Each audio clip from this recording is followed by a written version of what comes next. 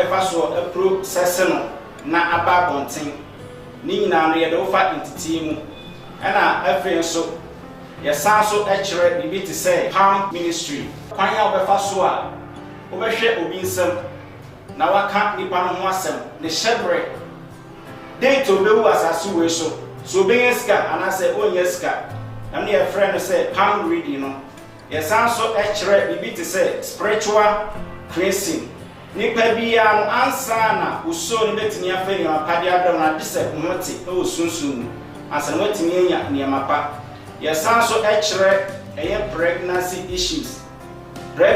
issues no efi day 1 a oba ne ben akosi ni 9 months so koso men krono indru ben na wasa okikambom na wode ma no niama ben na wasa otwe no frɛ ho nipa bebre e kɔbo a ne ayom operation Udreni says we ya ubesua kwan e befa so na wahye oba pemfo a edu na wo so a yemfa sekan enka no bewo asundwe mu yesan so e kire bibi te say healing eye ayaresa na ayaresa no e sunsun ene honamu ayaresa yawe bia e wasase we so no ye kire munduro ene ho akande a e wo se wo de ka sa yawe no yesan so e kire eye wealth boosting kwan abefa so a ubenya sika ubediye e wo asase we so ni penia no okitaye die na ye niama bi na esi kwan school we e beto ne bo ase akeka niama bom na wo hu kwan abefa so a wo so ubediye e wo asase we so niama bebre na school we e kire eye level 1 up to level 4 bomodin na dwani school we na wo so e ho beba efa so ama we school we ya sanso ema abodin krata eye certificate ma e kire se won so wado sunsun ene honam asuko e wo ehabamba mu ba bia wo bia no ofre no mesena egu ase no a ye beje wo so na ya kire anya befa so a obedwan ba bia wo bia no beton safro we Afriki Heba Institute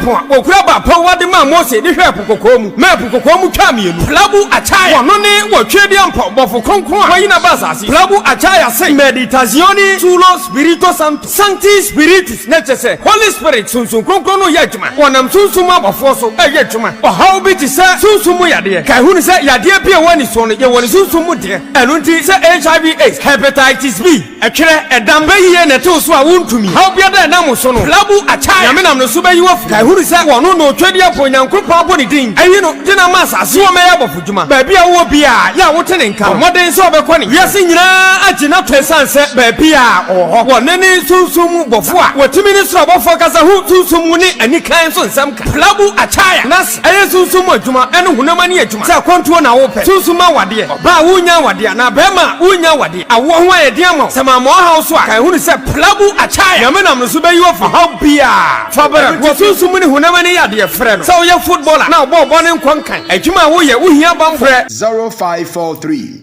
012186 0247 910 325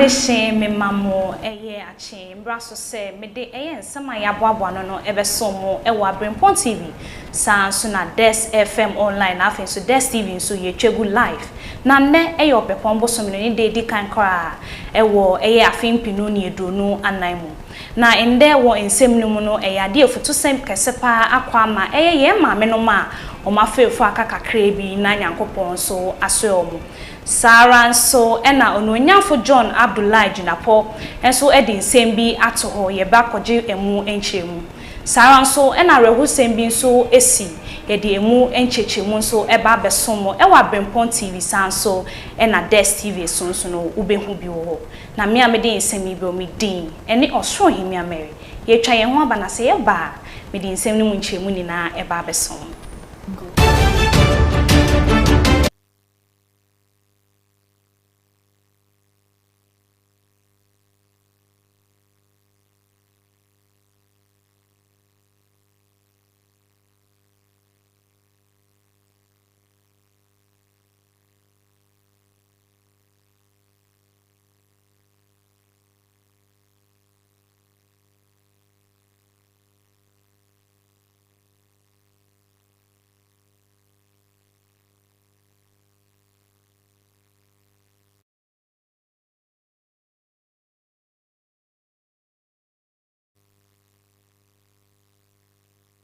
Ashafo menna mose na mama akwa abasa mwajibre na mo hwe eya nopa no nsia akase no ewa Abrempong TV sanso na Des FM online na afen so Des TV so edemai na me hyensem no asedia na chese Insawam District Magistrate Court etumi afine eye nipa mako 21 a omo no mankwaje eye building permit one word one pair and ekosi one die nande eye her lordship eye Cynthia emefa etumi ebua nipa mako 21 no wa fine omo so omo hwe no omo ntua sa esika no emfama abai.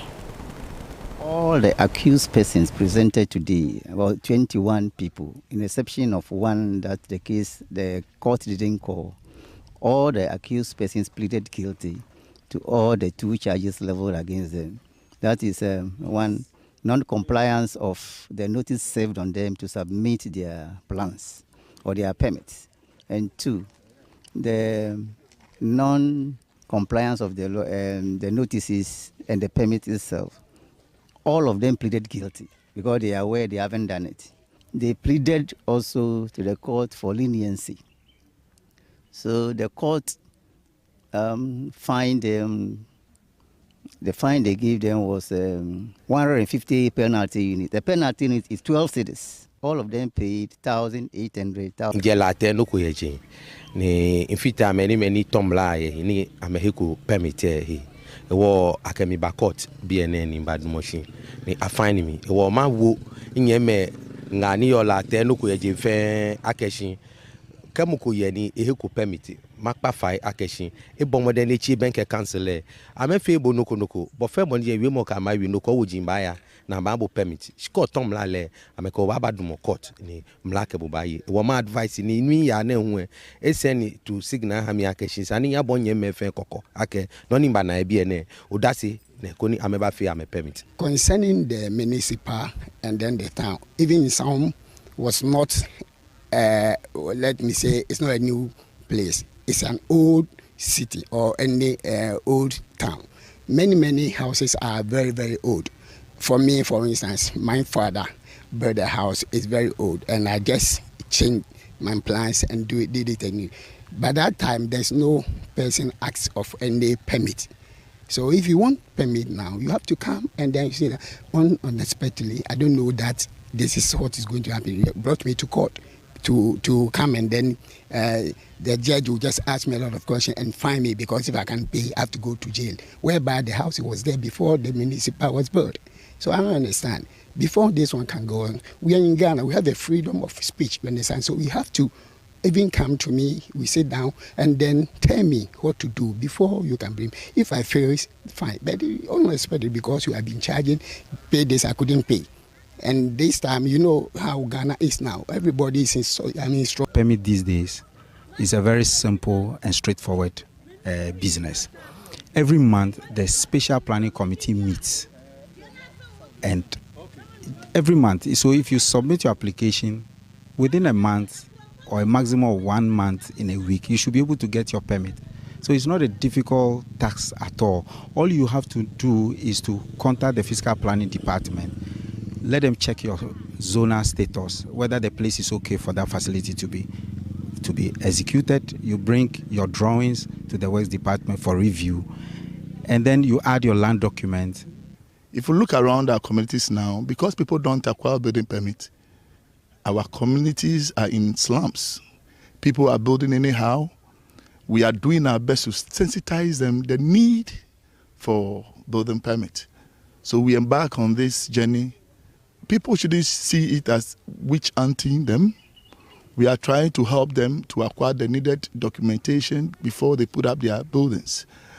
So this exercise is more or less to sensitize our own people. Emfata until Major in some Council of Elders and in some Hinin and Naquamana Ironson and Nemo. Say, Ubira water as I swear in Cheng na Upesusi down.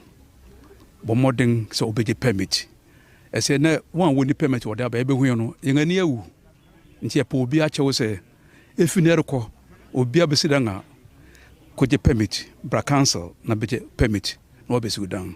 So be so ben na ori si down no na oben na bomba de bisaran se me pa wo chew adam ku wo court on enyi anya bia wo permit ana anya ntokwa oni bia ro hye ne nkuran no wa beye na kuro no akoso all the accused. Oman yet one sem no so edia neche se ade futu sem kese pa akwama ye maame no mo mafa yefunu enche kra na nyankopon aswe won asomdue mu na mpemfo ekasa no wo chese ebeye pa se ma omofa yefunu e wo so mutumi ekohwe se eye siche yare no omo wo bia na so muni bi ne no beboa e ma mre so se omo kwa akwo a abofra no so enya hu susu bia na wodwumedie ase eye opehia na ne nsa hye eye dwumedie ase no enso echeche ni nsem sei e de kire amanfo in the piece and the jigsaw that make sure that diabetes patients come out well. You've met surrounding diagnosis, the misunderstanding over the disease condition is, the support system that are unavailable, the medications that are expensive, and the materials that are not needed to be able to check their glucose on a regular basis.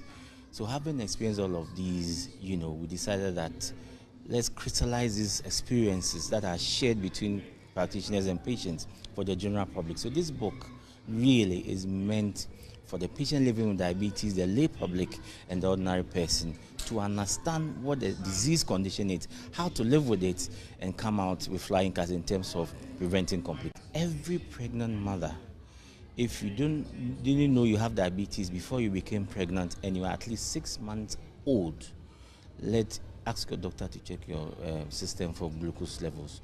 Because the black patient, the Ghanaian, is at high risk of developing diabetes.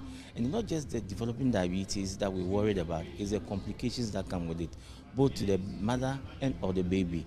So patients or babies that are born to mothers who have diabetes may have big heads, early delivery, they may be prone to having cesarean section, that's having an operation to deliver the baby, and many others. So we don't want that. And babies are precious to mothers. So we're saying that let's screen you when you are pregnant at the age of 6 months if you didn't know you have diabetes. And if you do, can listen to the conversations that you have with your healthcare practitioner. As an adult who is well, at least you check your blood glucose once a year.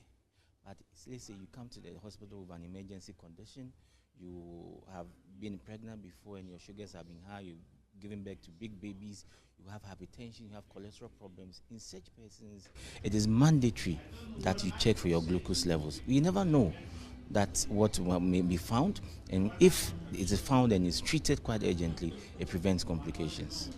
NHS is doing it bits, but we need support for patients in terms of the diagnostic tools, checking blood glucose levels. It's quite expensive. The medications, the newer, more sexy, the most effective ones are not on the NHI. So that's important that the government steps in and there's more advocacy, from some of us.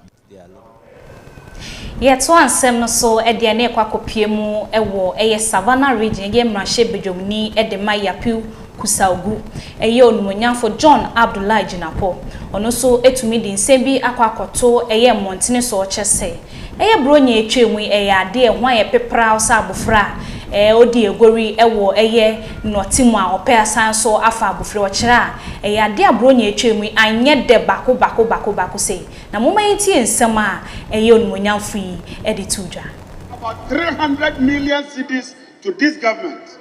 Mr. Speaker, today the national purse is not only empty. The national purse is not only empty. The national purse is gone through the hole. Mr. Speaker, this government has not only emptied the national purse, the national purse itself is under attack. This amendment is not pro-poor. At best, what this amendment seeks to do is to make housing more expensive.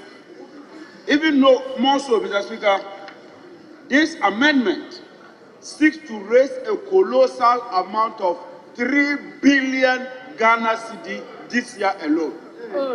Mr. Speaker, it is obvious that this government has lost its way. It is obvious that this economy is being run by boys from the Bretton Woods institutions. It is obvious that this economy is now on autopilot. All what we are seeking to do is to meet conditionalities under the IMF program, but nothing else. Mr. Speaker, this is Christmas. This is December. Today is 22nd December. Today, members are here. Does this resemble the normal Christmas? Mr. Speaker, this is the driest Christmas I've ever seen in my life. If you drive out there, you would even not believe that it is Christmas. Mr. Speaker, government having borrowed its way into bankruptcy, instead of thinking of innovative ways to plug the holes, innovative ways to deal with the situation, what they are seeking to do, Mr. Speaker, is to impose hardship on the ordinary Ghanaian, is to impose pain on the ordinary Ghanaian, is to impose agony on the ordinary. Nechese wo hwe onwonyamfo eye abuginapo ede pes etumi akopiemu ewo mpemfo anima ye 2 pes ne to kira afi bronya etwemu de wodo nsa hye okotokuma nechese akosi usere ho se pa nechese ankoyie kwa ye to ansem no so ede a nechese chidom hene owo eye santran kofi eye nana kofi alato o to so nan no so di nsem bia ba betu jo chese eye ade a ye manga ne mo ye ade a eye illegal mining ekoso yie papa na emom no wo bebo ohumusu akwakopiemu ewo ne bro no so na waya wadwen se wo betu galamsie no no mfamra kwan so ne ebetu bia na chese eye wo ne onyame ntem asema na se wo ne aban ebedi no nyonyonyo. At least I did a little agric in school. If this dust is settling on our crops, all the crops, the photosynthesis that the crops are supposed to have a good yield and a healthy yield will be defeated. Therefore, even if our crops produce some food for us and we eat, the nutrition that we are supposed to get from them will not get it. So we are strongly against mining in these communities. We are still warning the government never to come and tamper with our beautiful mountains for any mining activities. That is why we have mounted those signboards. And there are more also to be mounted, even beyond our area here. We are very prepared to mount one in Hokwe district, warning any intruder into the community. We are very, very wild. We are not joking with the mining activities that the government wants to take place here. So any prospect that wants to come, the person should stay away entirely. If they say that it's at your own risk, it's a very big warning. If you come here and you don't go back home, that is the risk that you are facing. Yes, because we don't want these beautiful mountains to be destroyed. Our yes is yes, our no is no. We don't want any mining activities to take place here. Because at least we have heard the mining activities that are going on in other regions. The end result of it, they are not getting anything. They are only getting diseases, destruction, and their farmlands. So any prospect that comes here and that person doesn't go back home, the government has nothing to ask us. Even if the Minister of Natural Resources comes here and he doesn't go back to the State House, it is to his own risk. Oman na weni gu so a wo hwe eye anopa kase no e wa Abrempong TV sanso e na Des TV. Na mama yenchi na he na yentwa ye ho tia wambra na se ye ba nsem de aka we chi nyina me de ba besom. Go.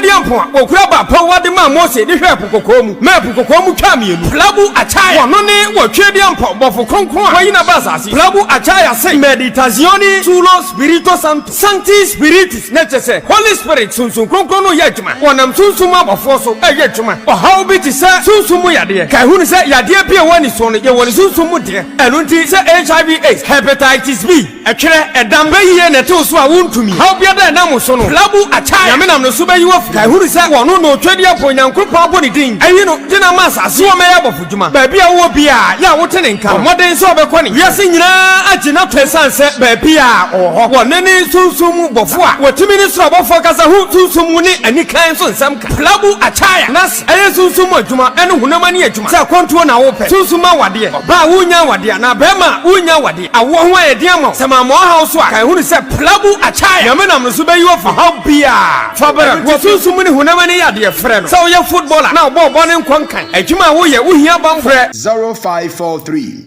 012186 0247 910 325.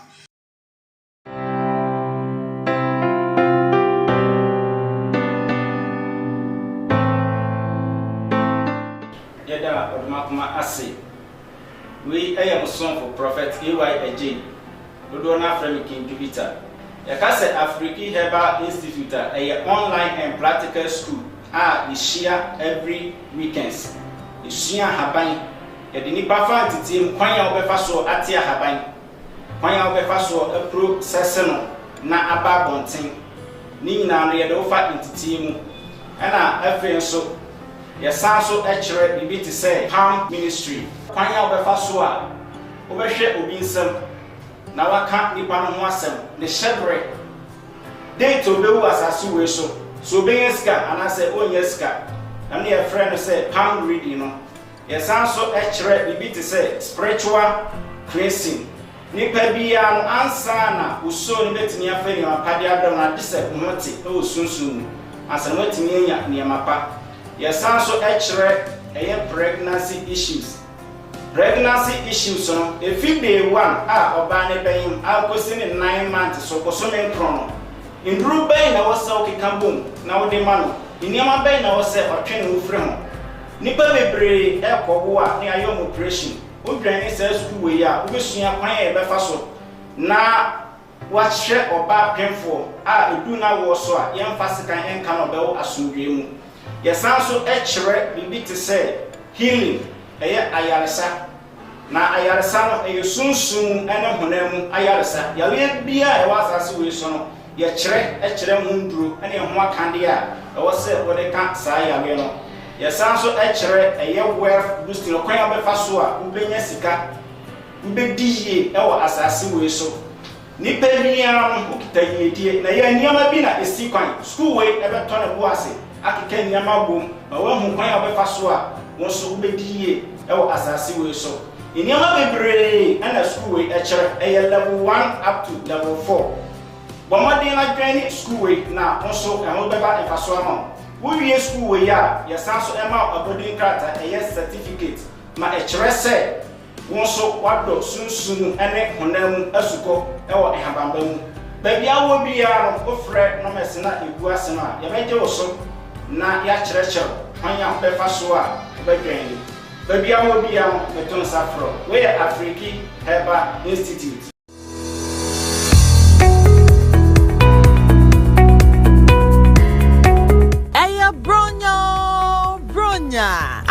Shiapa, I think Combra and that saying bio. Bronya Yidie, Abrempong TV say, Funny Farm, Woyo. Yama will be a 50% discount. Ebia Oya Ankranker, Nasa Uton Pabua, cosmetics, Uton bags, Uton Tadia, Bibia, a fala, a 50% discount. So, Pesa Ubo Aditon de Wuderu, our Abrempong TV Casa Infoni so dear, Adia Misro, and you whom free, Aquenya no Abetsoho at the amount. Ebia now so Wotonium, Opesa Yamunium, our Casa Infoni so, as software, Herbal Hospital.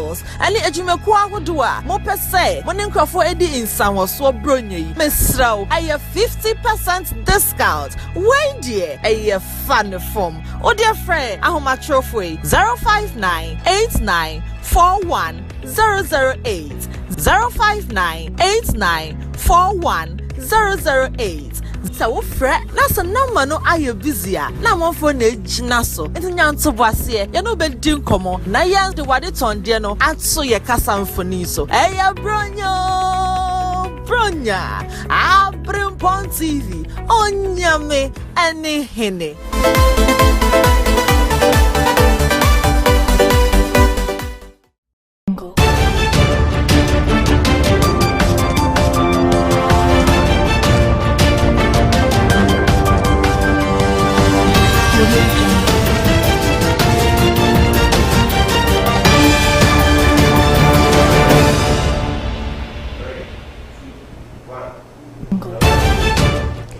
Ashafo yema makwa abasem ajebre na mohwe eya no pakase no e wa Abrempong TV na afen so Des TV so e de mayensa me to ansem no so e de aneche se eya rehosam na efi eye kejebi eno no e wo timantemu na ansem afi ho e ba ne se ya de amranti mienu bi a omudwumo omudia ne so ombo ball an omo ye footballers na ometumi ato anananom e won siedo ya amanebo e kire se enam e national securities for bi ena ma sa amranti we etumi tu anananom e won siedo ne nam sansensen so ena mpenfo pa afo so mkopie mu e wo kejebi eye otimantemu no muntumi emfa ye entuye na we nam so ema ahemfo ene mpenfo wo kejebi no etumi e de won sembi ababetudwa.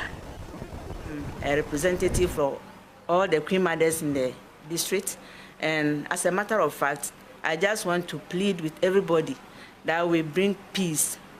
We preach peace to everybody, and then we have calm in the areas. We are not just comfortable with the military in our midst. Even the police, our children are afraid. So when they see the military, it's worse.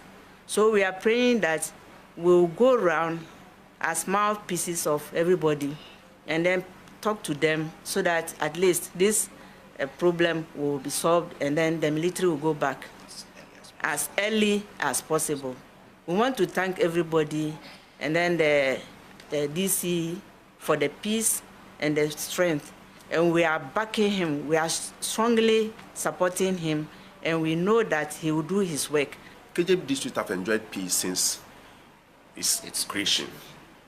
No one has ever come here with police or anything, but now military are here. This prompted us to come to the DC. It is something we're hearing, but now it is with us. As to how we manage with the DC to let their stay be as short as ever, maybe we would like them to go tomorrow, but they are going tomorrow doesn't mean there will be no problem. But whatever problem is, none want to hold forth. Where we can't, we will let the DC, we will let the security.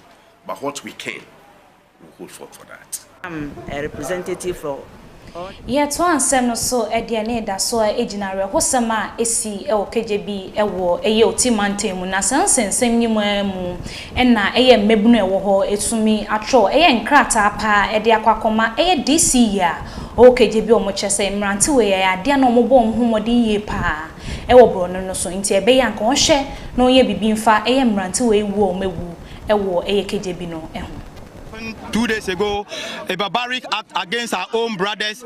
The future, they've robbed us of the future of Akan, Ghana, and the whole country at large. Our youth, our vibrant youth, very young guys, energetic young boys' lives have been taken off without any recourse to any issue. They've done nothing wrong. These guys were coming from their own place, from where they've gone to do whatever it is that they've gone to do. People claiming that they are national security operatives carelessly drive their vehicle and veered off the road, killing these two young talented footballers of ours. We are not happy. We don't know the presence of these guys in our constituency. Yeah. Our DC claims he doesn't know that these guys are in the constituency. It is so unfortunate that the district chief executive of a constituency doesn't know that there are other people coming outside the country, national, into his constituency, operating for over 1 month. And DC claims he has no knowledge about it. We are not happy. We are only here to express our displeasure.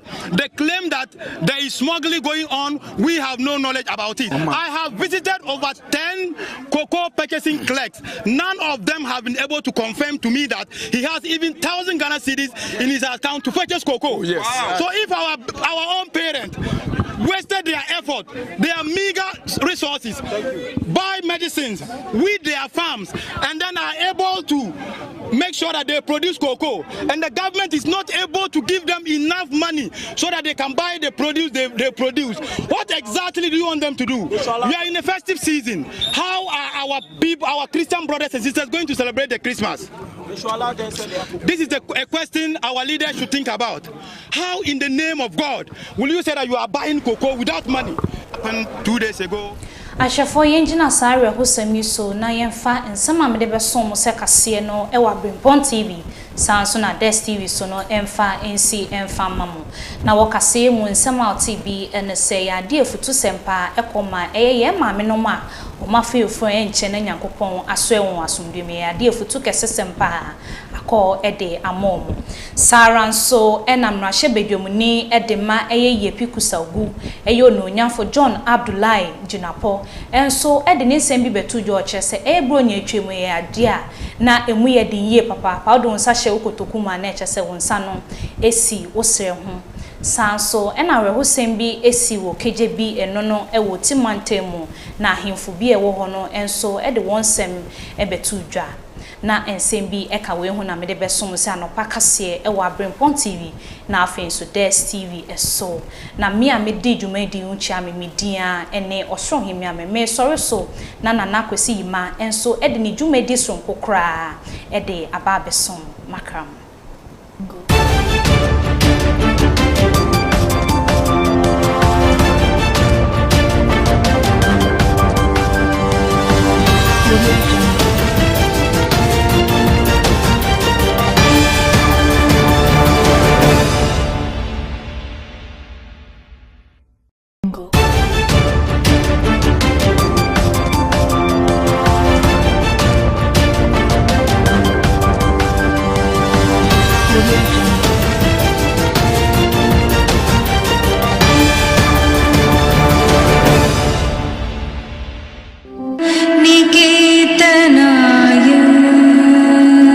Abrempong okura ba pawa de ma Mose de hwe pokokomu ma pokokomu twa mienu plabu achaya wono ne Abrempong bofo kronkron a wayina basasi plabu achaya say meditazioni sulo spirito santo sancti spiritus necesse Holy Spirit sunsun kronkron no yadwuma wonam sunsuma bofo so yadwuma ohaw bi ti se sunsumu yade kai hunu se yade bi e woni so no ye woni sunsumu de enu nti se HIV AIDS hepatitis B etwere edam bayiye ne to so a wontumi haw bia da na mo so no plabu achaya yamenam no so bayi wo kai hunu se wono no twedi apo Nyankopon boni din ayi no dina masase wo meya bofudwuma ba bia wo bia ya wo tene nka moden se obekọ ne wiase nyina agina twesanse ba bia oho wonene sunsumu bofo a wotimi ni soro bofo kasa hu sunsumu ni anikan so nsam ka plabu achaya nas ayi sunsumu adwuma ene hunama ni adwuma se kwantuo na wo pe sunsuma wade ba wunya wade na bema wunya wade awo ho ayede ama sama mo ha so a kai hunu se plabu achaya yamenam no so bayi wo fa ha bia fa bara wo sunsumu ni hunama ni yade frɛ no so ye footballer na bo ne nkwankan adwuma wo ye wo hia ban frɛ 0543 012186 0247 910 325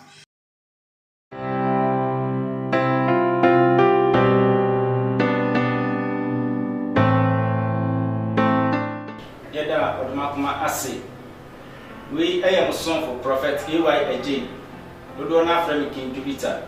Yakase African Herbal Institute a online and practical school we share every weekends. We share haban. Yɛde nipa fa ntete kwan ya obefa so atia haban. Kwan ya obefa so apro sese no na aba bonten. Ni nyina no yɛde ofa ntete mu.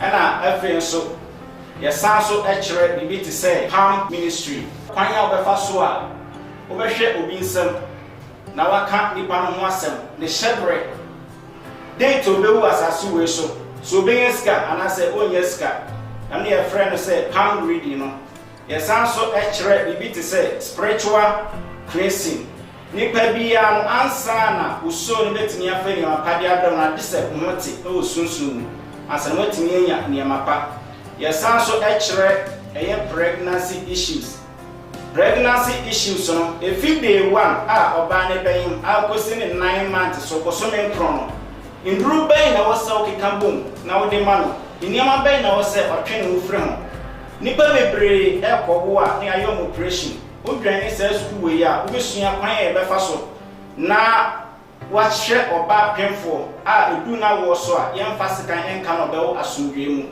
yesan so ekire bibi te say healing ayaresa na ayaresa no sunsun ene honam ayaresa yawe bia e wasase we so no ye kire mu nduro ene ho akande a wo se wode ka saa yawe no yesan so kire wealth boosting no kwan obefa so a ubenya sika ubediye e wo asase we so nipa bia no ukita yedie na ye niama bi na esi kwan school we ebeto na bu ase akeka niama bom na wo hu kwan obefa so a won so ubediye e wo asase we so iniama bebre ana school we ekire level 1 up to level 4 bomodin na dwani school we na onso ho beba efaso ama wo wie school we ya yesanso ema abodin krata certificate ma ekire se wonso wado sunsun ene honam asuko e wo ehabamba mu babia wo bia no ofre no mesena egu ase no a yebeje wo so na ya kyerɛkyerɛ